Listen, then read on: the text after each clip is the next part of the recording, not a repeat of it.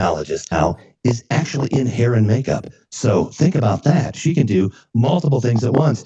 Jasmin, are you stoked? Absolutely. I mean, whenever we talk about AI, it's hard not to be stoked and excited and optimistic about the future. But we're doing a little bit of a twist today. We're not necessarily thinking about all optimism here, but taking the uncomfortable route and approach to this. So I am definitely excited. I am too. Mariah, tell me what it's like to be such a star. Rev, you are so sweet and kind, but honestly, it's about what we're doing for the community. So I am making sure that I'm on stage and I am accessible to an audience in Cincinnati, Ohio, to learn about the blockchain, to learn about AI, to actually understand this technology and how it should be implemented. So I think I'm more so excited and more excited about creating more stars and being on stage with stars and really being able to move in this space as a star and grow with you guys. So it's not about me. It's about us being how we're able to use this technology, especially AI, to do better, and be stars. I love those amazingly humble people who are amazing. And Thunder on the Ohio from Cincinnati is Mariah, the technologist. We've got Dr. Jasmin. Look, we're going to do a quick round of intros this time, folks. We're going to do it a little differently. I am going to go first, and then you can follow after me. So, are you Star Wars, Star Trek, and meat eater or vegetarian? So, yikes. I'm going to go with Star Wars, and I am going to go with mainly vegetarian, but darn it, we eat chicken complicated.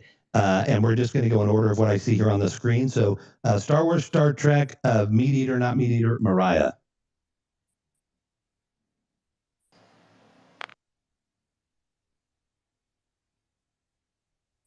Oh, we don't hear you.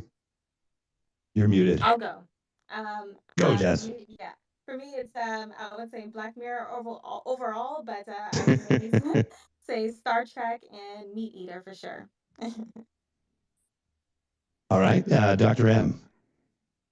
Sure, Star Wars and Meat Eater. Wow. All right, Indra. Ditto. Very quick. I love that. Quick, Samantha. Rev, I need to hear the question again because my connection is bad or something happened. You were Oh, no worries. No worries. So, Star Wars, Star Trek, meat eater, vegetarian. Uh, Star Trek for life. Are you kidding me? If you're not a Trekkie in here, get lost. And I like your attitude. I'm going to miss you, baby.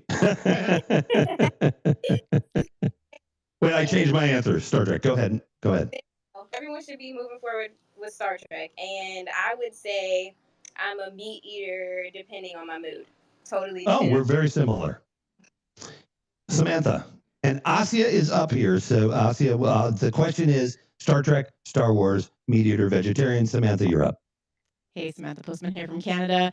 And of course, I'm in farm country, so I'm a meat eater, but I also farm, so vegetarian at times. And I will say that I am both a Star Trek and a Star Wars fan. So all of the above for me.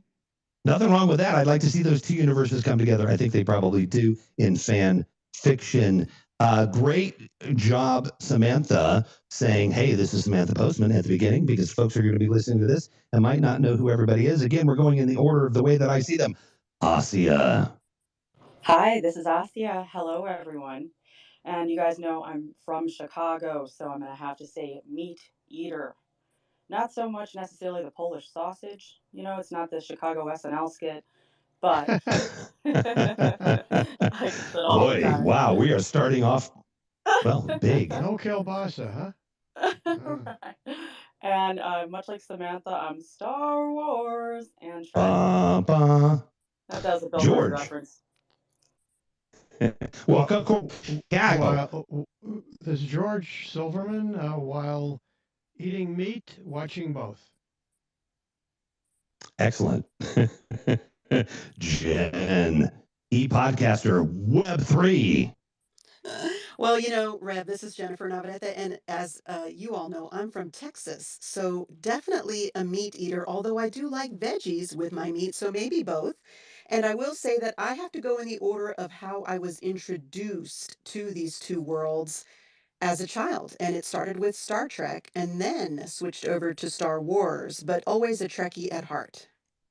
Opening weekend, Star Wars here, folks. Amazing. Kids were on the television saying, I have seen Star Wars 157 times. They were being interviewed. It was a nutso time of life. Rose, our amazing journalist, and don't hit me, please. Just let me give me those two answers, Rose. You're cutting in and out a little bit, Rev.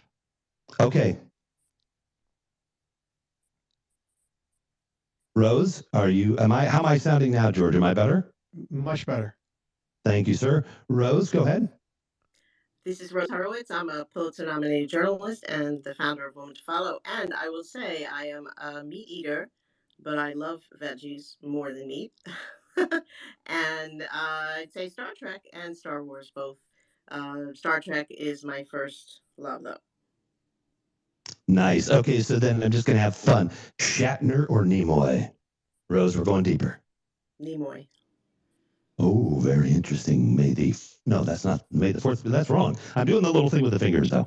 Jia, Star Wars, Star Trek, meat eater, vegetarian. Hey everyone, Joadia here, aka Jia, Sudanese American living in Malaysia. Star Wars or Star Trek? That's tricky. Can I go with the Black Mirror? Yeah, you can follow Jasmine. I would. Okay, all right. I'm a Black Mirror. I'm sorry. And vegetarian meat eater. I'm a meat eater, but I prefer vegetarian. I love veggies more than meat. Can I tell you, everybody, this is an international podcast. You are I think you're in Kuala Lumpur. This is just, well, an undisclosed location from your compound, of course, Your Highness. We're eating up a lot of time here. Michael, go ahead. Michael from Kansas City, Missouri. I'm Star Trek and I eat meat. Thank you very much. All right. And lastly, but not leastly, Daryl. Hi, I'm Daryl Ledyard, Daryl with the Dashes, and I'm going to say definitely meat eater, and I love smart people, but I slightly like Yoda more than Spock, so I'm going to go with Star Wars. Okay, get a little closer to that microphone, kiss it up a little better. Dr. Jasmin Berry and Mariah, the technologist, I am turning this over to you, and go ahead and go. All right, awesome. Well, before we get started, I wanted to just kind of go over the title here, which is there an uncomfortable side to AI? I believe, Rev, you came up with the title, correct? Is there anything you want to say in regards to what sparked your interest in coming up with this discussion here, and then we could dive straight into the questions. Well, I'll just quickly say, as somebody that's been involved in social justice and racial equity for a decade, and we have a practice of something called culturally responsive evaluation that's a social justice movement, I really feel like we've got some serious issues with equity and those kind of things in this particular space. So that's what got me here. Awesome, awesome. All right, well, let's get started. So, I think with this discussion of, the uncomfortable side to artificial intelligence, I think maybe it'll just be good to maybe just give a very brief overview before we get into some of the questions here. So, very quickly, AI is really a wide-ranging branch of computer science, and it's primarily focused with how can we build smart machines or applications that are capable of performing tasks that either typically require human intelligence or can rival some things that humans do compartmentally. So, some of that includes behaviors that are associated with human intelligence, such as reasoning, motion, knowledge representation, manipulation, perception, learning, and problem solving. And it's something that we encounter in the background every day currently, whether it's through our devices, through our work office, when we're going out doing hobbies and shopping. So today we really want to get a better understanding of where AI can take us in the future, and not necessarily look at AI as being the solver of all of our problems, but to possibly focus on where there may be some pitfalls and where we could maybe provide a better understanding of where to go in the future. So, very quickly, I think in this discussion today, we want to focus on some of the implications and unintended consequences that we may be overlooking in the AI space. Usually, futurists and often many people in the general public, they mostly envision the perfect world of AI and how that will impact us. Some of the future predictions that have been, I guess, posted and put out there so far is that computers will solve all of our problems as a human race, that humans will no longer have to work anymore one day. We'll become either cyborgs or superhuman, and we'll be able to predict every aspect of our future. But I think we need to now maybe potentially consider over the next decade or so, the question that I would like to pose to you all is what are some personal and societal motivations for even wanting AI in our lives today? And potentially, what does AI need to accomplish for us to align with the long-term interest of humanity? So, if you guys have any thoughts on that, we can go from there. I'd like to start with the wonderful Mariah, if she's able to speak, and then we can take it from there. Absolutely, I can speak. I'm going to make sure that, like I said, I'm here. But I wanted to actually pose the question in the chat. So I'm going to go back and I am going to make sure that the room is able to add their comments and we can actually customize and leverage this space and hear from who we need to hear from. So I'm going to post the Awesome. and then, if anyone that isn't on stage and isn't able to speak, I want you guys and anyone in the audience to leave a comment for us so that we can actually make sure that your voice is heard and your opinions heard as well. Absolutely. All right. I'm just going to jump in real quick and just let folks down there in the audience know that you're making that we may have a Q&A at the end, but do your conversating through the chat like Mariah just suggested. Go ahead, Jasmin.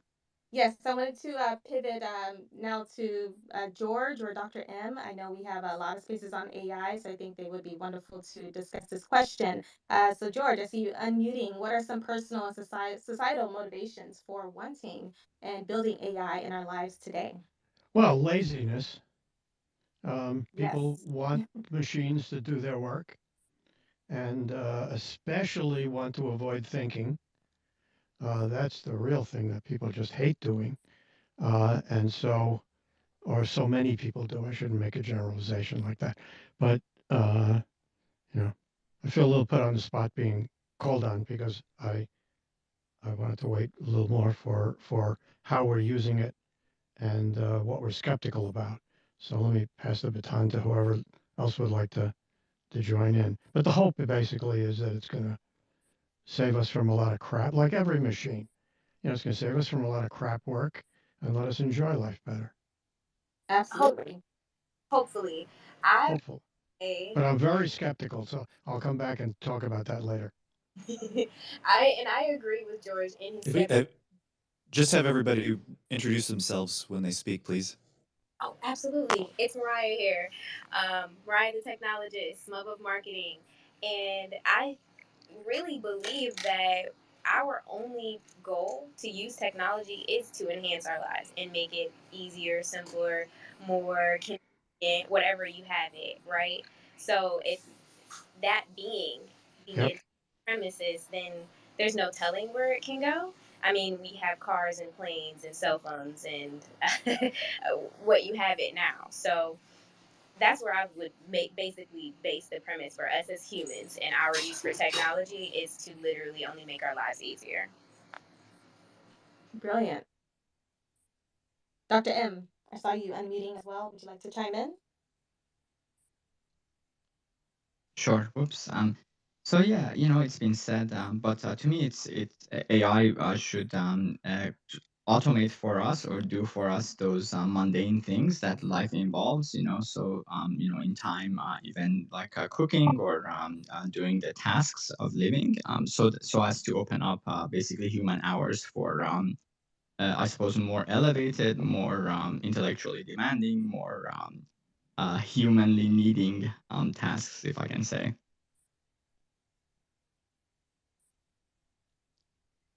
So for those of you who are new to a quadcast, you'll hear a little bit of us kind of, we're very experienced speakers, but being on a quadcast requires quite a bit of back channeling and some organizing. So you get to be in on basically technology improvements, whereas humans, we're catching up. So the technology is there, it's working for us, and we're trying to catch up. That's So in Samantha. case, yeah, oh, Samantha, yeah. And that's something else. We're not used to saying our name because on a quadcast, you can't tell who's speaking in the other platforms. So for those of you who want to be involved in the chat, I think we just need to say that in the bottom right-hand corner, it only works on Twitter for us to see you in the Twitter space where we're launching everything. That's our base right now is on Twitter, but we are on the other platforms. So you can submit questions to your host if you are able to do that. If you're on LinkedIn, you can put questions there and Indra can see you there. And there are ways for you to contact that host, and that host can interact with you on those platforms. So just want to make sure if you're catching us on other platforms. So just about the question here on AI. So my husband and I farm, and for us, our motivation is to be able to produce as much food as possible for the world, and be able to earn enough income to support our family on it. So with AI, we're able to use like drones and precision farming and GPS systems and auto steer. And so for all of those things, it's actually to feed the world. So the more efficient, the more productive we are, the more food there is for the population. So that is, obviously a business motivation, but it's also societal motivation on our parts too. However, there are, of course, which we're going to talk about, some trade backs always when you trade off technology for humanity. However, in this particular case, I think the greater good is serving people and making sure that there's enough food for everyone to eat. Mm. Brilliant. Hi, this is Rose Horowitz. I'm tuning in from Connecticut. And one of the things that, just a visual example, is that when we used to go on road trips, my mother would sit with a AAA map, and it would be, outlined, and she'd tell every turn, and she'd study it for, for weeks. And I mean, yesterday I took a trip to see, just in Connecticut on the coast, and there was my GPS. How does that happen? Well, that happens through AI. The downside is, like, how does AI recognize that there are black faces and white faces, or that there are men and women, when 90% of the people who are programming AI are white men. So there's a question, there's a problem, but the benefits are huge in our daily lives, and also is certainly in medicine and many other fields. So excited for Absolutely. this discussion. So Rose, to that point of, maybe having potential bias in the systems, would you say that currently, as it stands today, that is AI aligned with our long-term interest of humanity, or do we have a lot of correction to do? I would say a lot of correction based on what I've been reading.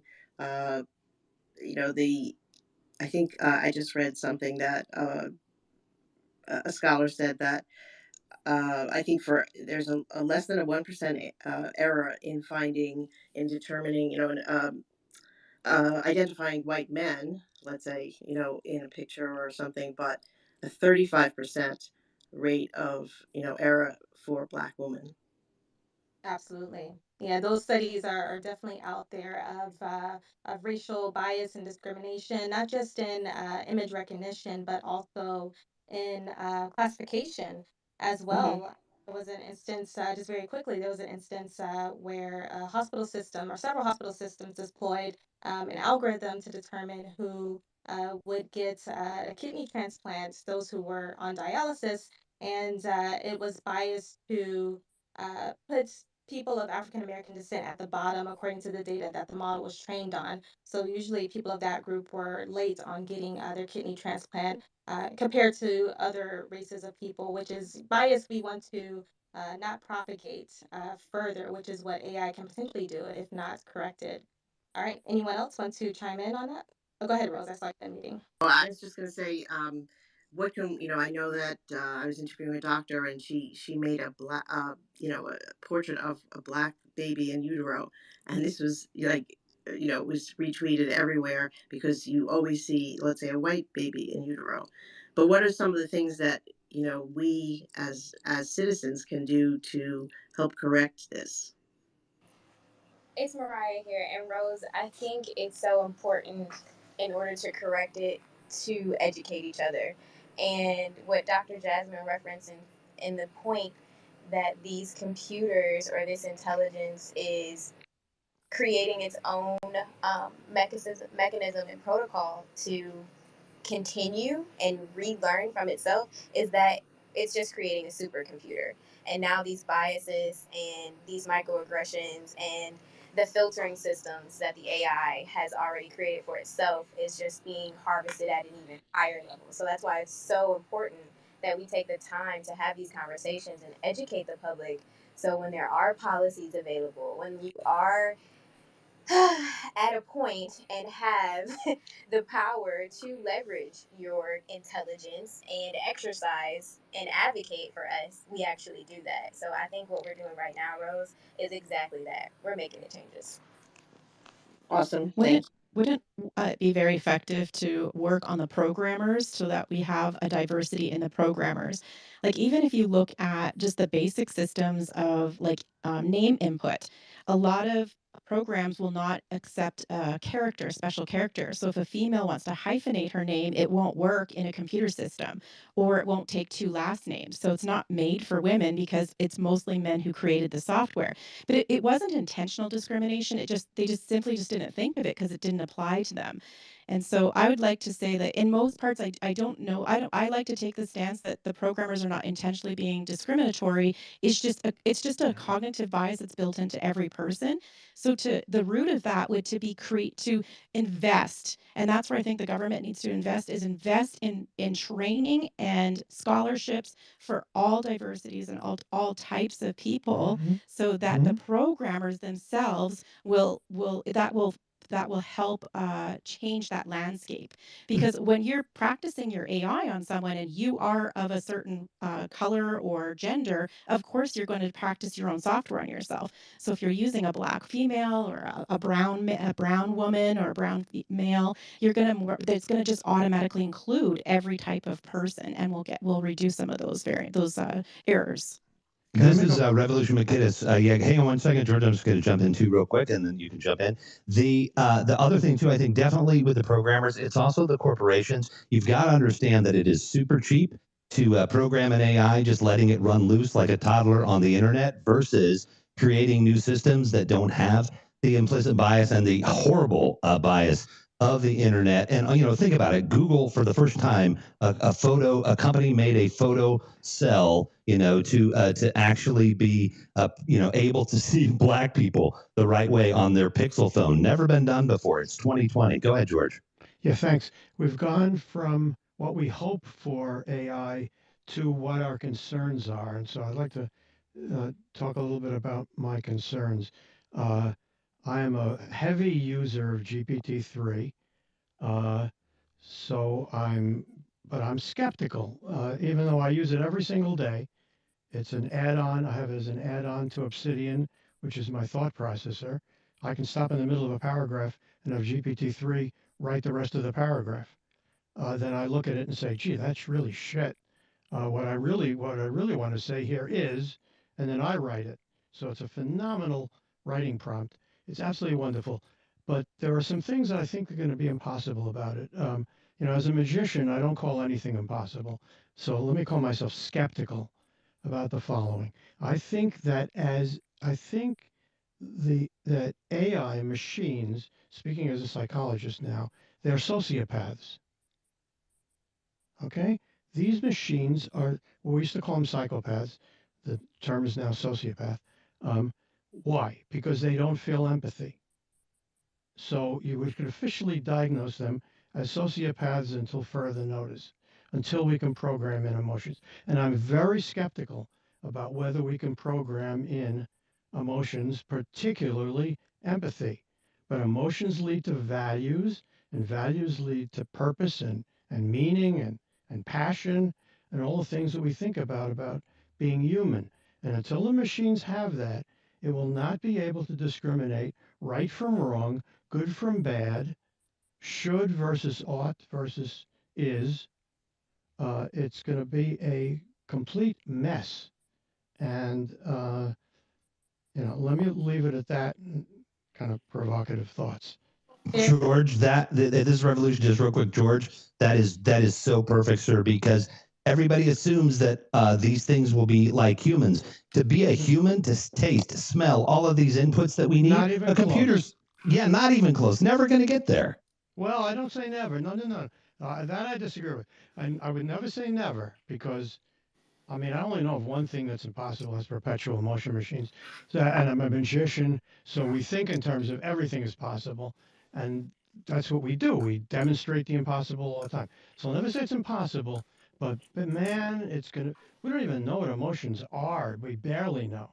So I think they may be able to be programmed into a machine, but who the hell knows? I absolutely agree. This is Jia here. And one of the things, if I might interject, George, and the rest of you who said that AI are still controlled by programmers, we are past this phase. AI now learns from what we post online. Because, for example, Facebook uses a technology called deep text, which is an artificial intelligence algorithm that completely learns about everything that this AI learns is from what we post, what we talk about, the pictures, the videos, every single thing. So the programmers face where they had control over what they feed to the AI, we're way past that now. And I have seen this in the lab actually when I used to work for smart agriculture.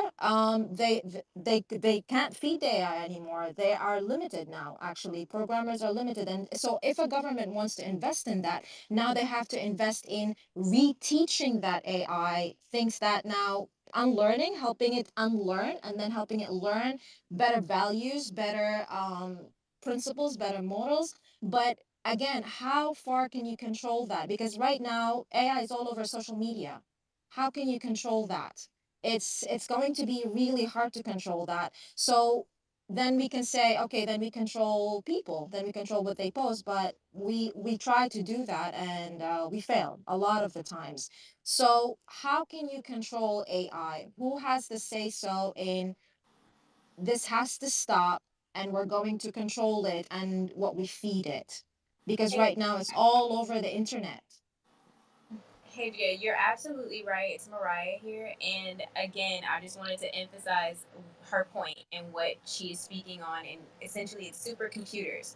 We're creating machines that are supercompute, and they are essentially learning the worst and most disadvantaged. I mean, it's almost scary, and they're learning more and more of how to be worse. So I think the way to combat it, because we don't have the capital or the labor to go into unlearning and retraining, but we can create better machines that then are able to decipher and recognize and almost have the trigger points to be able to recognize those bad deterrents. Absolutely. Hello, everyone. It's Indra Bartoni here. I'm a producer in film and a TV host, and I'm based in Hollywood, and also the founder of the Positivity Vibe Tribe. I just want to bring your attention, everybody, to Exhibit A and Exhibit B. First of all, the very first Terminator movie. And if this was what, some of the earlier visions that many of us had, I mean, that highly influences us and our perspectives on AI. And then, secondly, a more recent movie that I watched was in the beautiful theatre at Paramount Pictures on the lot and watching Ex Machina. And I mean, the contrast is vast between both movies, but violence is entailed in the very end. And I think that's a thing and a concern for many of us is that AI Yes. in Hollywood and also the reality. Okay, so so George is chiming in. I'm always joking about how I can leg press 2.5 times my body weight, and obviously I'm just barely doing equal to my upper body. So as a female, I'm very strong, but I think that we have to be able to take these things out if physically, if there is a danger, because of they can think for themselves, and there is always a danger there because they are definitely smarter than us, and the most brilliant minds on the planet will never be smarter than AI. So I think this is a concern. Although on the other scale, the other end of the scale, we do want to help humankind and be of service. And if they can be of service, then that would be great. But I think the thing is that you can't contain AI, and it is evolving and it is limitless, even more so than humankind. Yes. Yes. Hey, Indra, be careful what you say because AI is in 5 years is going to be reading this conversation. Well, George, I'm hoping that our friends, the Transformers, are listening to what I just said, and they are Yes. already planning to come down to Earth and save us. Okay, another movie. Exhibit, No, you're exhibit so 3, true. everybody. Yeah, Yeah. you're right. This is Michael. I was thinking about movies, and that's why I raised my hand. Like we've had the Transformers, we've had Avengers: Age of Ultron, where we had this AI that wanted to create a perfect world that didn't involve humans because we're the problem. You have Right. Tron Legacy. Tron Legacy actually sort of flew under the radar. It was the sequel to the original Tron movie, and in Oh, I Tron loved Legacy, it. the AI that Flynn creates actually it wants to take over the world because it sees humanity as a flaw. And so, yeah, these things are perpetuating throughout Hollywood and entertainment and making people think this is what could actually happen, when really, like in the chat here on Clubhouse, we had somebody brought up AI in vehicles. And if you have 3 people jaywalking on the road and somebody in the car, and the car's got to make a decision to hurt somebody or save other people, what's it going to do? Those are the more practical things that we need to think about right now. Thanks a lot. Especially since Hey, this is Revolution. It's going to be illegal for people to drive in 5 years because the auto driving is going to be so much safer. Well, So it's that's gonna have an interesting question. I don't think I'm going to be longer. This is Revolution than 5 years, but I just wanted to just Yeah. quickly chime in and just say, look, folks, especially the conversationalists, make sure you're jumping into the chat. There is some really good, questions and comments in there that you can also kind of take into consideration when you're giving your answers, and keep it flowing, folks. This is just Right. marvelous. Yeah, I also want to say, George, 5 years is a very near-term goal for us to maybe project that fully self-drivable cars will be on the road entirely. I think I would put But that it's already safer. maybe safer, but I don't know if it would be practical in just 5 years for all of us to be driving at that time. And this is Revolution, real quick. Level 4, Musk is not there. We're not getting there anytime soon. That's part of his whole thing with robots and everything. He needs much more data. But keep going, Jasmin. Yeah, I think it would be great for us to have it. I'm maybe a little bit pessimistic in that area, but some people would be definitely optimistic there. So I wanted to go back to the point Gia and Samantha made earlier regarding who's controlling AI and who's behind it in terms of the development. So I want us to now think of the modern day creators of artificial intelligence, which include the programmers, the developers, the researchers, the scientists. From the discussion so far, because it seems like in the chat down below, people are discussing the points of control of AI right now. So let's revisit that. What values do you suppose the creators of AI are currently building the systems with to address our most pressing concerns regarding technological, economic, and social implications? And if you don't believe there are none that they're trying to, or if there are no values, then what kind of AI existence do you suppose they are attempting to invent? Would be interested in hearing your thoughts on that.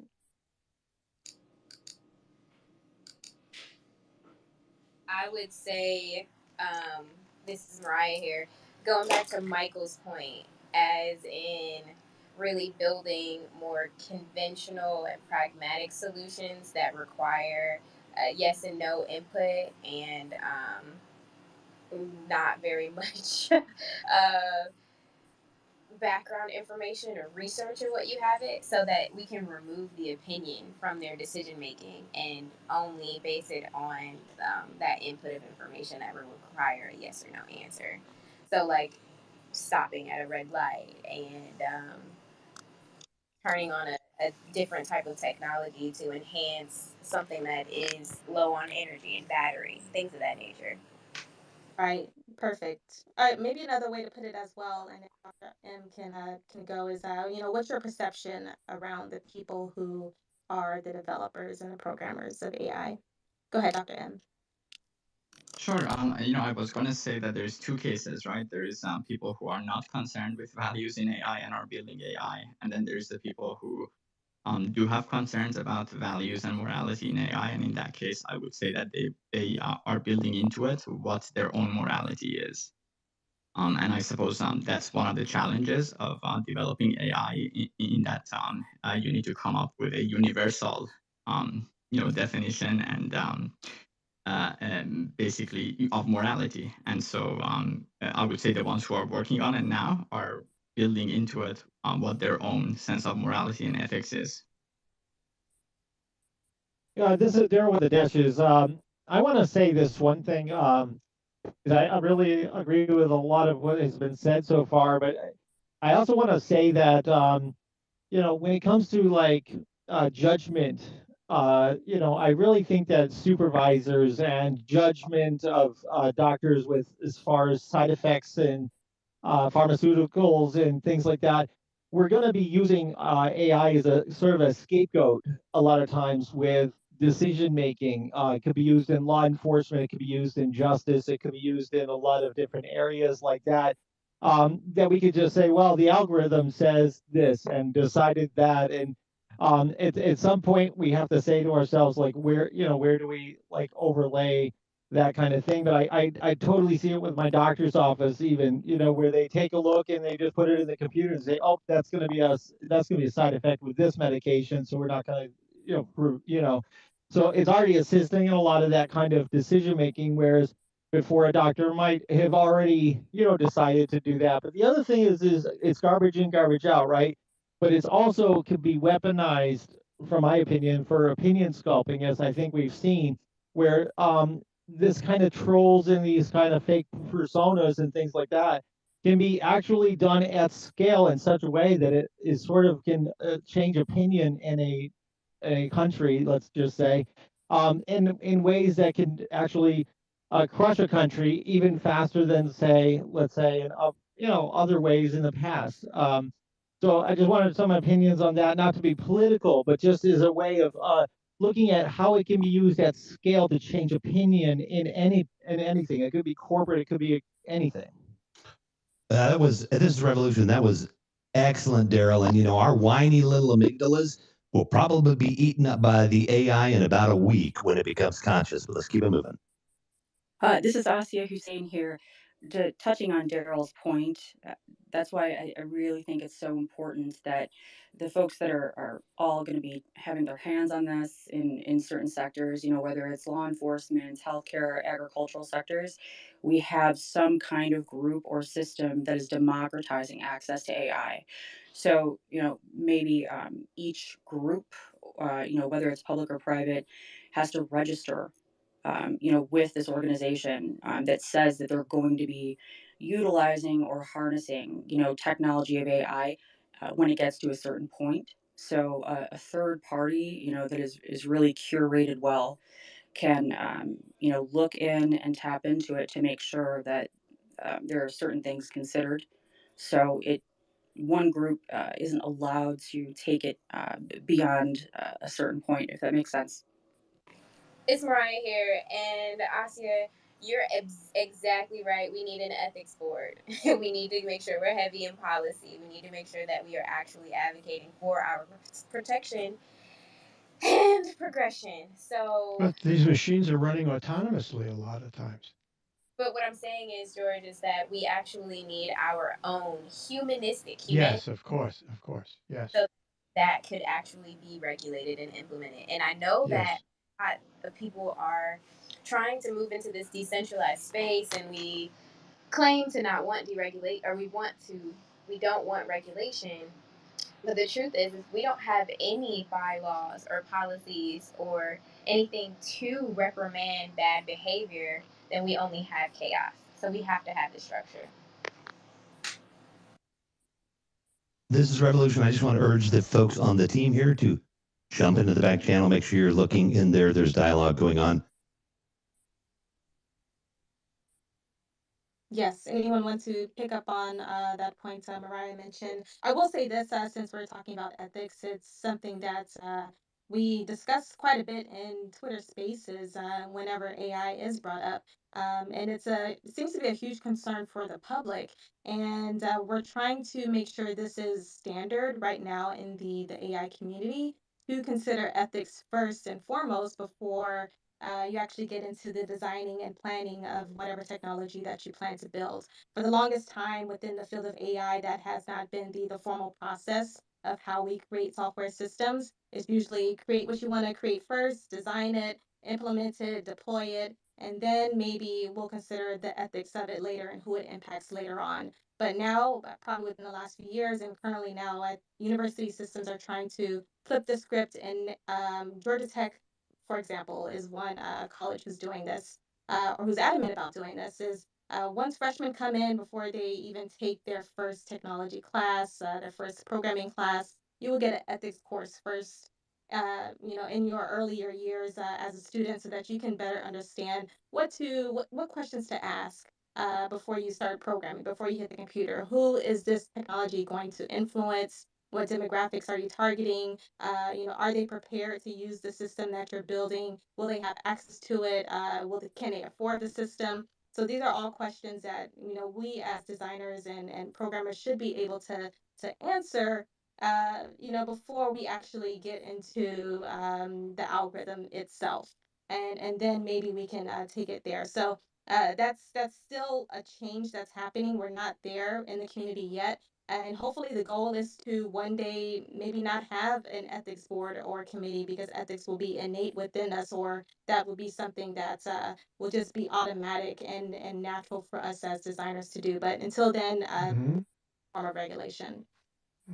Hello, this is Indra Bartona. I did want to just mention that, just as an example, I don't know if this was the same case here, because I grew up in Australia, but my parents were telling me the other night that apparently it was like something like 10 to 12 years to try to get the seatbelt regulations, for cars. So often when there's regulations, there is a lot of pushback. And so I almost think that, well, seatbelt isn't evolving as a technology, but for us, AI is certainly evolving. So we have to move much more brisker, quicker. So just on that example alone, we have a lot of red tape to go through.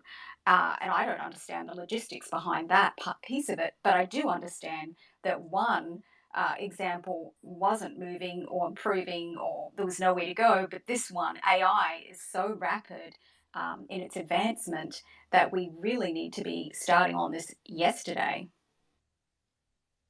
I have a question for scientists here. Is there, like, in international law, there are what constitutes a war crime? In trade, what constitutes fair, free trade, fair trade, and the rules that break it. Is there anything like this happening in AI? It's great to hear that students are being taught these principles, but I think that you need this structure as we approach this new age. Hey, Rose, I think your question is really important. It's Mariah here. But I think we have to keep in mind and understand the specific industries and the markets that AI is being used in.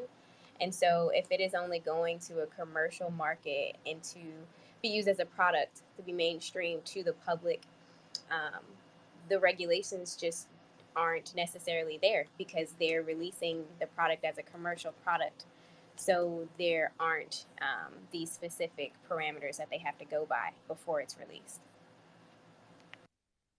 Going back to my point earlier, this is Daryl with the dashes. I mean, what is the accountability as far as a war crime? What is the accountability with harassment? What is the accountability with negligence, with doing things that are inappropriate, with the use of this technology? And you could just say, well, it's the AI, it's the algorithm, it just did it on its own, right? So, I mean, we have to sort of, stop playing foolish here and stop just Right, being in a right, reactive mode with this right. technology, but be in a proactive mode, because all of these things are on the table here and now, not in the future, here and now, and it needs to be Right. addressed. That's right. Exactly. Yeah, what do you do? Put the machine in jail? This is George. If it does something immoral, you're right. It's a way of avoiding moral responsibility to Yeah. just Well, blame it on there's the George, we machine. can put ourselves in jail for creating it that way. Right. Please Aacia, don't disconnect me, George. Please give me one more chance.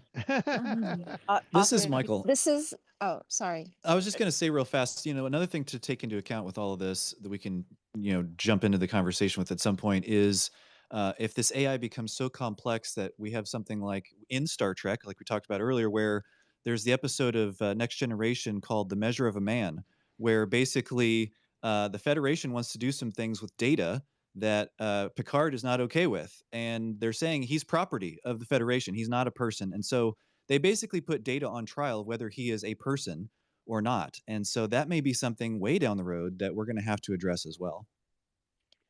Hey, Mike. Okay, this is Jia here. Hi. One of the things that I wanted to address is point to Daryl, is that can we put an AI in jail?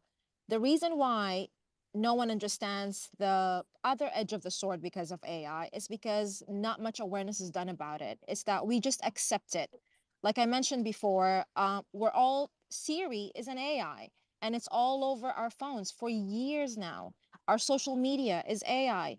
We just use it day to day. My children use AI day to day. They're born in an AI age. They don't know that, they just accept it. It's just like how in the millennials, when we grew up, we didn't have the internet, but when it came up, we just accepted it. And then later on, we realized the ramifications of using internet, the deep web and all of that. But our parents didn't understand any of it. They thought, okay, computer is here, internet is here, this is the best technology I can provide for my children, for their future, etc. So I'm going to give it to them, I'm going to provide it to them. And it became in every single household, right? It's the same thing with AI. We just accepted it, we are just using it every day. But the thing is, it doesn't just make our lives easier, it makes decisions for us. This is That's where the right. danger is. It's Yep. not just because it's just your robot vacuum just started on its own because you scheduled it today. It's not just Siri trying to help you find something online or a map. It's not just those things. AI, the sole purpose of AI was to find the best decision that a human cannot see. Absolutely. And it's getting stronger, and it's getting better at making those decisions. So for example, Rose mentioned something really good earlier. She said AI is racist, basically, and the programmers who programmed it are racist. But what if the AI is learning from people's behavior, and that's how it's acting, based on what we post, based on what we say, based on what we see every day, based on what we create online? Exactly. So Exactly. we can put it in jail by locking it down, by changing the algorithms, by feeding it different morals, by feeding it different values and principles and high ethical regulations. But at the end of the day, if the regular Joe or the regular person on the streets does not understand the double-edged sword of AI, they will not know what is wrong and what is right. They will not know how to control it. They will not know how to protect themselves. A lot of these, for example, quizzes on Facebook or on social media, oh, can you please share your picture from 10 years ago? It wasn't a fun quiz. I know a lot of people say this is like some conspiracy theory, but it is not.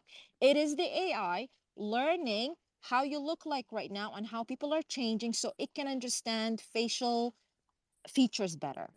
So it's a lot of those things that the average people don't understand. And this is why we're here today. There's a show in Netflix called The 100. It's a pretty old show, but they updated it finally, thank God. And and the main story of the show is the AI decided that there are too many people on Earth. And the AI itself just locked everyone out and launched nuclear bombs all over, basically destroyed Earth because it said there are too many people on Earth. because it made a decision. I mean, I know this is like absolutely blown out of proportions, but this is where it will end up being. So this is my point when it comes to AI. Thank you, Jia. That was incredibly profound. And I see we're running out of time here, but I just want to emphasize that once AI makes these type of awareness points, and if they have the ability to act on that, then that's something that could definitely be of concern in the future. If it determines that there are too many people on Earth, and our agriculture system, according to Samantha, is fully automated. Will it scale out and determine who gets what food crop and things of that nature? So those are, weird projections that we can look at in the future that are maybe way far off, hopefully. But as we continue to narrow down, I guess wind down our time here. Hey, Jazz. Yeah, go ahead. Hey, this is Revolution. Look, I do want to put it out there to you and to the group. We have been doing this for about an hour. Now, remember, we got a little bit of a late start. We've got a little longer time. But if we want to go, if people want to stay and go a little longer, I am perfectly open to that. Some folks just might have to go schedule wise, but this thing is really grooving. I think if we keep it under 90 minutes, I'm all for it. Right, George? Yeah. Yeah, I agree. Okay, perfect. Well, let's go to another segment of the discussion here, which Well, is before you do that, Michael, I just want to respond to Michael. What the hell's going to happen when AI decides that I'm even more annoying than you guys think I am? Speaking, that's pretty friggin' scary. I do want to mention, George. Yeah, they will be shutting you off, brother. You'll be done. Yeah, man, I'm done. I was going to chime in real fast.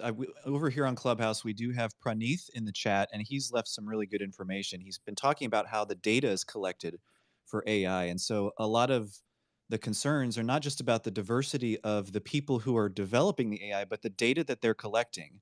And that the diversity among developers is important, but if the data collected isn't diverse enough, then it causes more problems. So I'll just leave it there. And he also said, Jia, that he agrees with you 100%. I think Michael, it's important. We're missing I just want to jump here. in here. It's Samantha here. Sorry, Jennifer. I think it's really important that we are careful to talk about, like, when all of us speakers are talking, maybe what realm we're talking of AI, because in my DM, I'm getting some questions like, what's the difference between technology and AI? And some of the things that we're talking about would be technology, and some of it is like what Gia is saying, where it's a learning. I'm not sure how to say that, like an artificial intelligence that learns from itself, which is a little different than data collecting and using that data to process and then make decisions based on that, which is a little bit different than getting algorithms and behavior patterns from like social media. So I think that like everyone needs to know that maybe someone here can quickly just say, what's the difference between technology to AI? Are they the same? Because not everyone in our audience realizes that they could be the same or they're different. Hey, Samantha, I can help. It's Mariah here. And the point is that what Michael is saying is that we aren't even able and capable of building AI machines without the data. So in order to build the AI machines, it has to be taught something, and that requires the data. So if we aren't ethical with the data that we are feeding these machines, then we're creating monsters. And if we aren't cognizant of the data that these machines are now independently intaking, and whether that be a specific niche, a specific industry, what you have it where it's imbalanced, then we need to correct that as well. But we cannot perform or create or even produce AI or artificial intelligence without inputting and feeding it the data and the information to begin with. Right. They're called data-driven systems for a reason. And I also want to emphasize that, we're talking about AI as a umbrella term here, but you do have other terms like machine learning and deep learning and data science, which aren't necessarily synonymous with artificial intelligence. They have their own differences. But most of the AI systems that we are using are machine learning, ML and DL, for example. So Jennifer, you did want to chime in right when Samantha was talking. Feel free to discuss your point. Hey, everybody, this is Jennifer, and I really wanted to jump in on what Michael was saying in reference to the data, and the reason being that you're right, and what you're saying is correct, is that it depends on the data. How can the AI learn if there's not data inputted in it? So how do we encourage more people from diverse backgrounds and socioeconomic backgrounds to want to share that data so that AI can learn properly? Because right now it appears to be a very one-sided proposition, because the AI is only going to be as good as both the programmers that program it and the data that's inputted. So how can we get a comfort level? Because the topic of this is there an uncomfortable side to AI? And I would say yes. I myself don't use Siri. I don't have it activated on my phone. I'm very much into tech, as you all know. I'm big into Web3, but yet I'm kind of hesitant to have Siri really know all and be all in my life. So I will go the extra steps of taking it's extra layers for me to do things, which probably would have been easier with Siri, but there's a comfort level that I'm not there yet to give myself 100% to as much automation as possible. And going back to what Indra was talking about movies, why do we have so many movies where the robots are like, humans are flawed, we've got to get rid of them? We know that we're flawed, and we're building this perfect system, we think, or we hope to build this perfect system that can understand care of, that we need taken care of, that we don't want to, as George mentioned. He said we want them to do the jobs that we don't want to do, the kind of the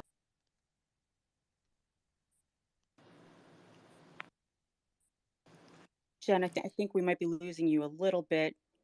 But this is Aacia Hussain, just to jump in on that. Samantha, that is such a good question, and this is kind of a forever discussion. So when we're talking about AI, what does that mean? Really, of course, it's data driven, to Dr. Barry's point. So right now, really, the AI that we speak about is reactive machines and limited memory. And the kind of more problematic AI that we have not seen yet, which we really have to be mindful about, is theory of mind and potentially self-aware sentient AI. So those are the levels of AI that I think some people are referring to, but kind of this conversation is more about reactive machines and limited memory. And Okay, we're going to bring up the second part here, and here comes revolution. 3, 2, 1, on wisdom. All right. Mariah, were you speaking? yeah, I was just going to go back. It's Mariah, me. Oh, sorry, guys. I'm not used to this. But I wanted to go back to Jennifer's point and her just actually acknowledging the distrust and the mistrust. And I wanted everyone to get a better picture and understanding of what that distrust and that mistrust really would look and feel like in minority communities that have been harvested, that have been actually completely taken advantage of and manipulated in a sense for their data, whether that had been experimental.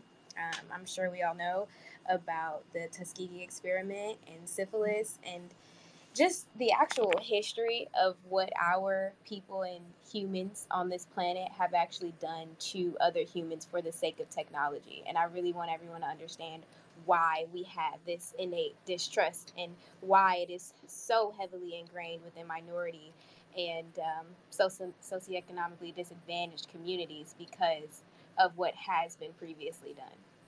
Thank you, Mariah, for illustrating, for rounding that out. Apologies for fading out.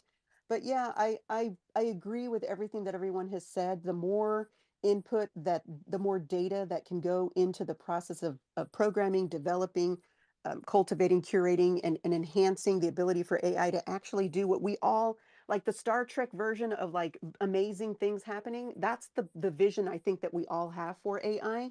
But then we also have, as Indra said, the Terminator version of AI and any number of other movies that, doesn't paint humans in a really good light, nor does it bode well for the future of us surviving. So I'd like to lean towards the Pollyanna, rose-colored glasses version of AI, but I'm also realistic. And so that's why this topic of, is there an uncomfortable side to AI, really piqued my interest. And I have so enjoyed listening to everyone's kind of thoughts and expertise in this topic, on this topic. Thank you, Jennifer. People have their hands up. Yeah, feel free to Yep. jump. Go ahead, Rose. It's been a little bit. Okay. On the point of, are there any industry standards for this? I know in software industry, they've just developed an Alliance for Global Inclusion led by Intel and like 24 other companies. And it's hard to say, and I think accountability and tracking numbers is really important. So I mean, it seems like there's a two-prong effort to improve the situation, which would be one, keeping track of all the, on a basic level, but who are the programmers? What is the potential bias? What are the, how is it being shown? What are the numbers? And then for people like me and others who are writers and social media pros to be putting the word out so people understand, yes, there is AI, but there are these problems. Hello, it's Indra Bartoni here. I just wanted to say, just reflecting on some of the things that Rose and Jennifer just mentioned, I think some of the things that we use every day that come into play that are real life examples of AI in action in gathering data and reacting to it. For example, I was driving back from a hike with my husband in the car, and we went past a new restaurant. And so anyway, I actually just said the restaurant name, said, oh, hey, did you see that new restaurant? Blah, blah, blah. Anyway, so we got home, and then 10 minutes later, there was an ad on Facebook that came up with that restaurant. And then as I scrolled even further, there was more restaurants just like that. There was 4. And I grabbed my husband. I said, look, Matt, I said, remember we were driving and we just talked about this? And so that is actually an intrusion on our privacy. It is an You think intrusion. it was listening in? What was it? What happened? Well, how on earth did this happen? This is the thing that it freaked us out. And I mean, I have this woman sitting here right next to me. I'm not going to say her name. And then in the dining room and lounge room areas, we have another one of those other women, the same woman sitting there, and I won't say her name, but yeah, and so other weird examples, but this one is the most profound, where I counted 5 examples after 10 minutes, and then the next morning there was a different looking, almost like a promotion, but it was the same restaurant, and it was just creepy and freaky. And how can anybody explain this except they are evolving, they are tracking us. And then the same thing happened to us when we were looking at mattresses and we were researching online, and it came up in my husband's feed, and this is crazy. And then there were ads just on the internet on the Justified side. paranoia. Well, It's justified.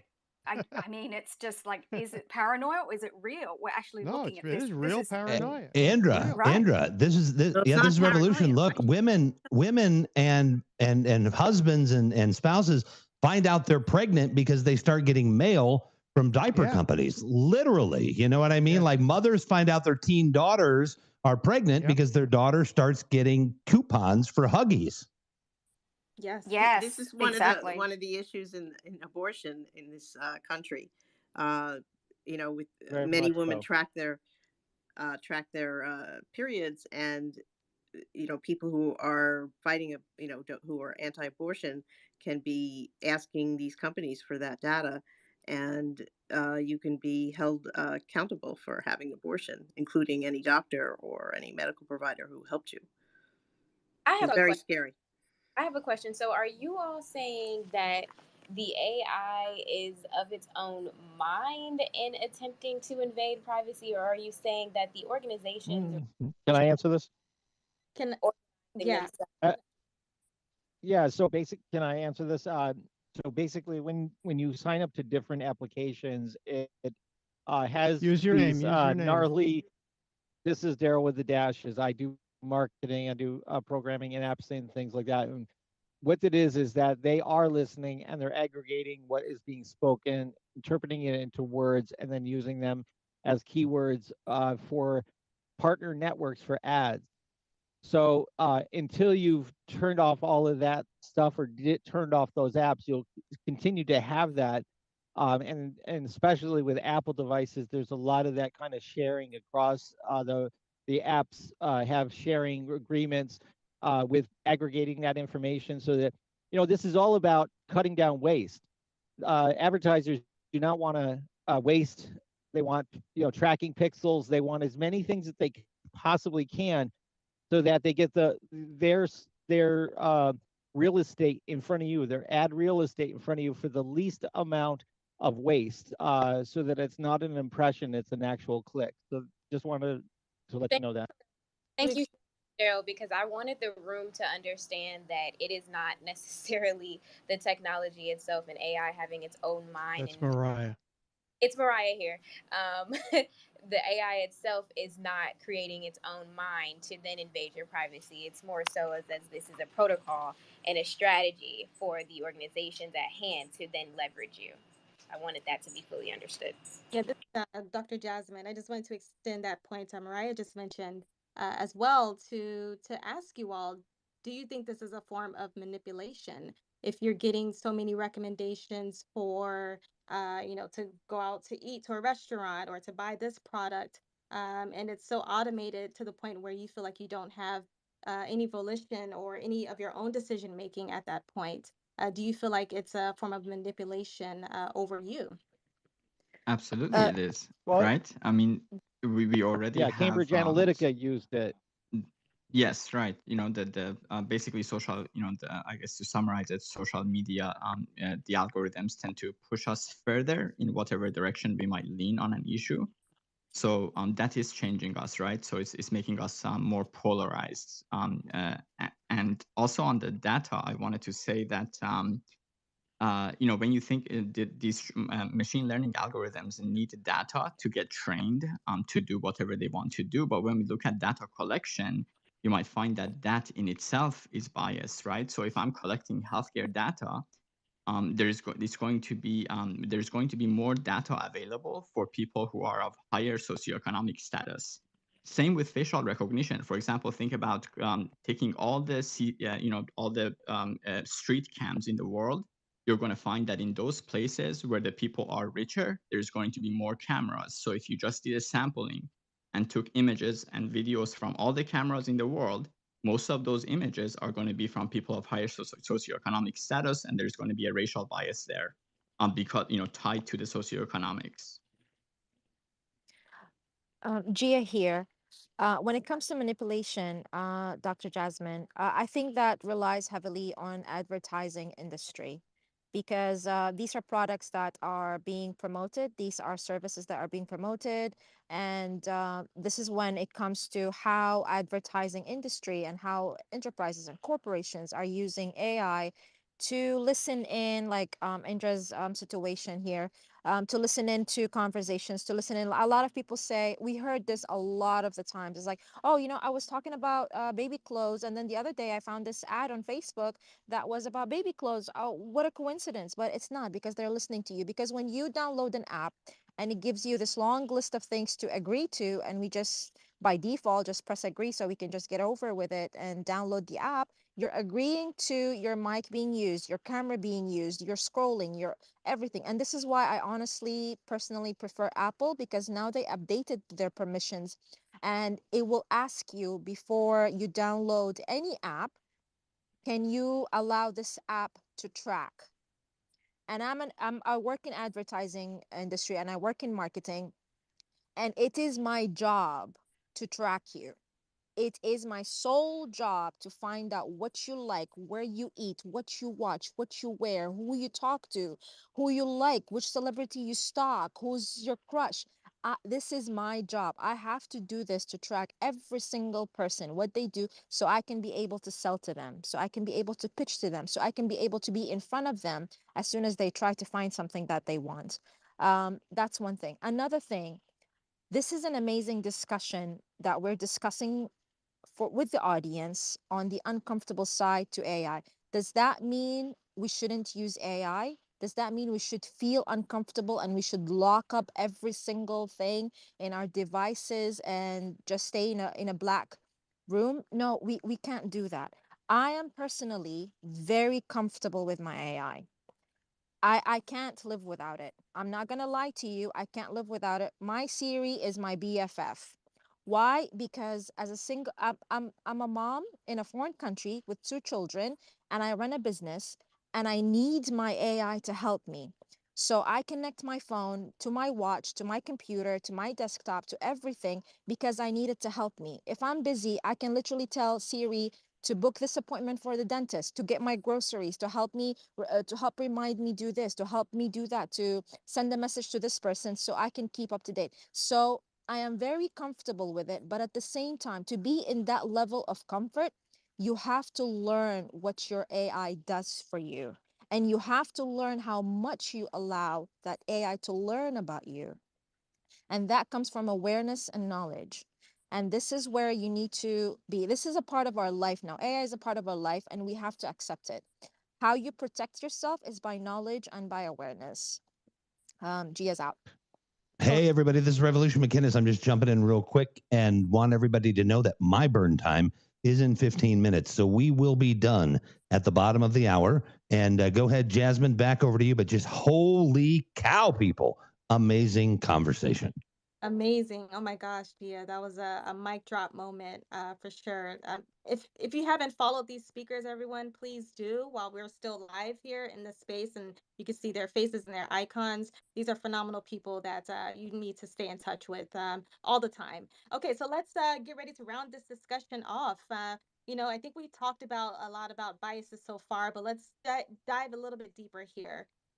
What biases and even unintended consequences are we failing to account for in the development of artificial intelligence? If you can think of things that we may be missing there, share what your thoughts on that.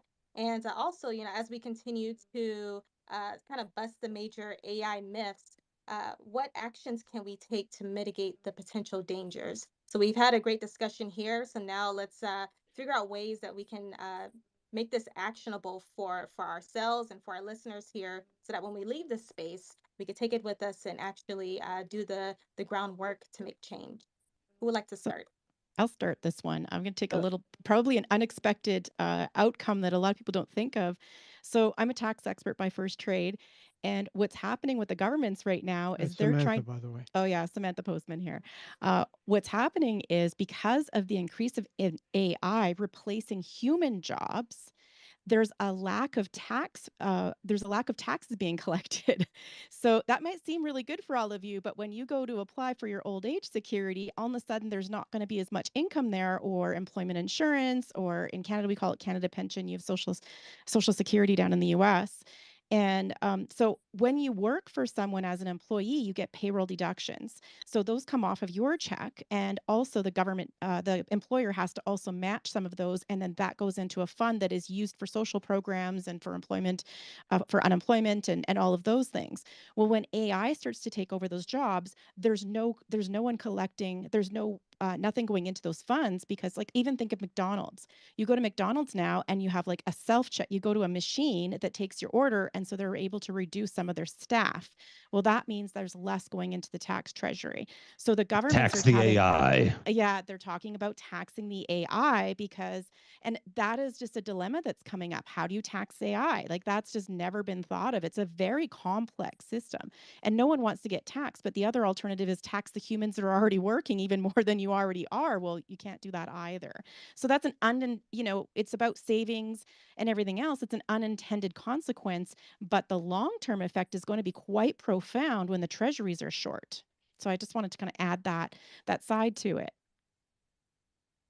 Well, don't add anything deep that we'd have to do another show on practically. Holy cow, Samantha, that was marvelous. Well, also, and the thing is, I try to teach people about having a healthy relationship with taxes. I know that people don't like them, but I will tell you, the most affluent countries that are have education systems, good education systems, good healthcare, are taxing their citizens, and good security, like with policing and all of that. And so we do need a healthy, obviously a fairer system, but we do need to have a healthy relationship with taxes. They are necessary, and they are about industrialization. And the AI that we have is mostly coming out of countries that have a healthy taxation system, because they're able to invest in education and programmers and all that sort of thing. So, I just wanted to kind of put that out there. And I don't expect a whole discussion on that today, because not everyone is necessarily an accountant or a taxation expert or anything like that. But I just wanted to let people know that conversation is going to be more and more and more common. Samantha, it's Mariah here, and you are on fire. You just dropped gems and all types of knowledge for this timeline in this room.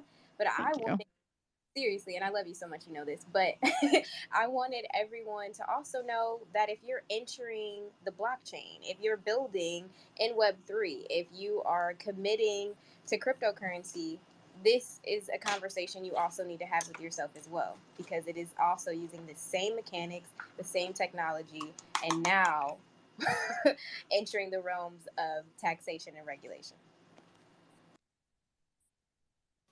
Hello, this is Indra Bartona, and I wanted to just respond to something that Mariah and Dr. Jasmin were just talking about earlier. And well, and my concern is that with AI taking over more and more roles, more and more jobs, is there some sort of plan, some master plan that's out there that I certainly don't know about, that is going to balance everything, to bring everything into balance? Because I think that's really important with introducing new things. I'm not saying that I'm 100% opposed to AI. I just have concerns about AI. And this is one of them, that we're looking after our human race, that we're able to continue on the path of thriving, because that's what life is all about. AI is going to thrive whether we help it or not, once it's underway, and it is already thriving. But are we putting back the focus on the human side, and are we creating new jobs? Are we creating new careers? Are we creating new structures that have to be considered, instead of just taking jobs away? I hear a lot and I read a lot about jobs being removed from humans, but what is added back to humans? What are the new innovations? And I think this is a space that needs to be filled, basically, and we need to look forward, as well as with regulations, which is really important.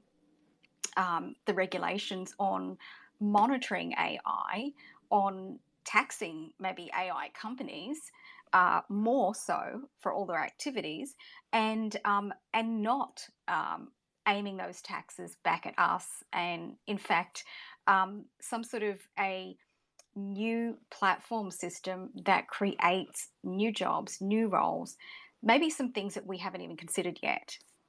Thank you. Yes, I think that's definitely the goal, and the objective is to not just allow AI to take, especially when it comes down to the loss of certain jobs, but to provide a pipeline where we can find the balance and ensure that if a person does lose a job due to an automated system, that they can find a job elsewhere that is, still gives them a higher level of pay, for example, or it could still use some skills that they previously had and that are, or have transferable skills. But I think, with that question there, it's interesting because when we move towards building systems, we obviously want to think about the benefit that we're trying to have, but oftentimes we need to encounter or take into account what will happen on the downside of maybe the loss of certain jobs, or kind of having a shift in human experience. That's something we need to take into account too. We need to combat the realm of AI with global regulations. Consider the possibility that people could have nefarious plans to use AI for terrorism, such as like hacking. Hacking will definitely be accelerated, cyber hacking for sure. So there's a balance that I guess with this discussion that we need to have overall. And one example that I could give is that, in the precision health and wellness space, especially in drug discovery, we're looking at ways to create drugs for various people, specifically for their bodies, and to break down a chemical compound that works for them. But on the flip side of that, that same technology can be used to not only determine what drug compound can extend your life, but can also end your life immediately as well. AI can definitely be used for that. If you just kind of flip the switch, it's just a matter of controlling the outcome of the algorithm, for example. But with this balance is necessary, and that's why we're holding this discussion here today, and need further discussion, not just with us, but with the experts in the room.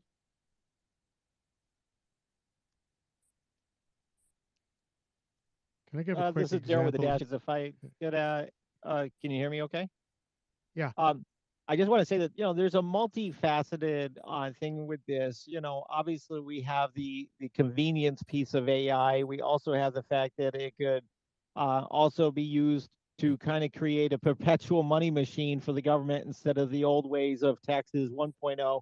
Maybe we could find another way that we could, using AI, find the most amazing way to just have a perpetual money machine, like businesses do. Businesses can create money that just continuously comes in. And so I think that we should be like really smart with how we deal with the economics and all of that. But that being said, we also have to look at this from a military defense point of view. Like Dr. Jasmin was saying, Barry was saying, we have to look at the fact that this is actually, a threat in all levels of our existence as a country. And so we have to look at it from all of these different angles, and it makes it very complicated, and it puts a lot of edges to it.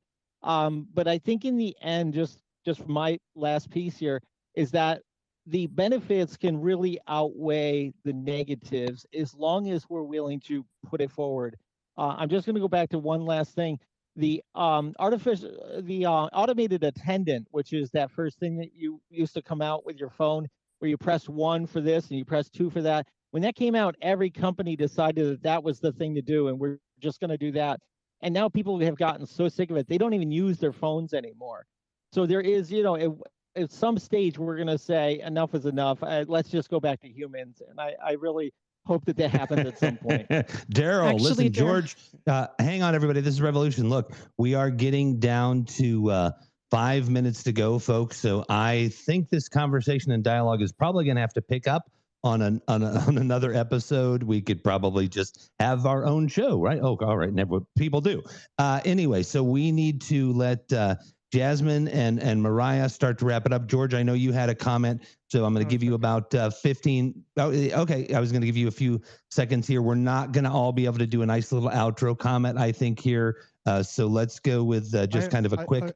I have just a quick sobering thought. Please. A couple of decades ago, a Russian computer expert, a NORAD type person, a radar person, saved the world. He saw 5 nuclear missiles coming at the Soviet Union, and he looked at his machine and he said, if there was a nuclear attack, his intuition told him, if there was a nuclear attack, they would have to do hundreds. They couldn't send 5 ICBMs over here because they know we'd retaliate and wipe them out. It has to be a machine anomaly. He reported the machine is broken rather than launched a nuclear war, and he saved the world. A machine wouldn't have been able to do that. A machine wouldn't have had the intuition and the insight to say, this can't be, this just doesn't make sense. It can't be true. And to go against, he was reprimanded for not following orders, but he saved the world. Oh my goodness, George, that was phenomenal. Jasmin, I think these people are going to work you out of a job. Nobody wants AI. Oh, wait, no, go ahead. Wrap it up, ladies. Thank you so much. I don't know how I feel about that. This was a phenomenal space. I only have a few minutes left, but I wanted to just thank everyone here for coming up as the speakers. This is the Conversationalists.